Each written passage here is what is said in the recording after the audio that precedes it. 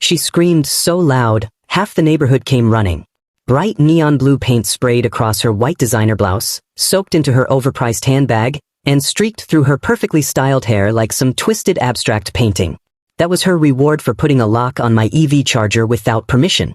But let's rewind a bit. I drive an electric truck.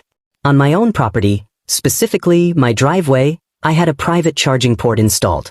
It was legally permitted, professionally wired into my home, and fully approved by the city inspector. It wasn't community property, not by any stretch. But that didn't stop Karen. One morning, I walked out expecting to plug in like usual and found my charger padlocked. A heavy-duty lock. And taped to it, in loopy cursive, was a handwritten note that read, "Community resources must be shared. HOA regulations." Karen. Problem is, I'm not part of the HOA. Never was. That charger was built with my own money, on my own land. But Karen? She doesn't believe in boundaries. She's self-appointed herself the energy czar of the entire street ever since a few residents started driving electric vehicles. I knocked on her door to clear things up. Politely. "Could you remove the lock on my charger?" I asked. She looked me dead in the eye and smirked.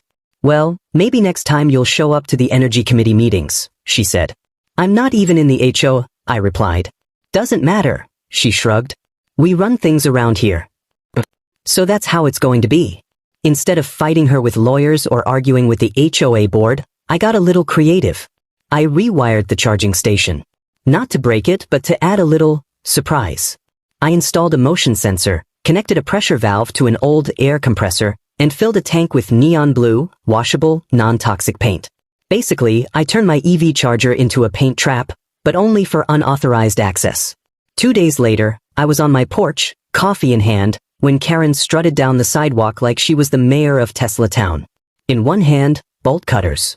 In the other, her phone, probably dialing her imaginary HOA security team. She snapped the padlock off, leaned in,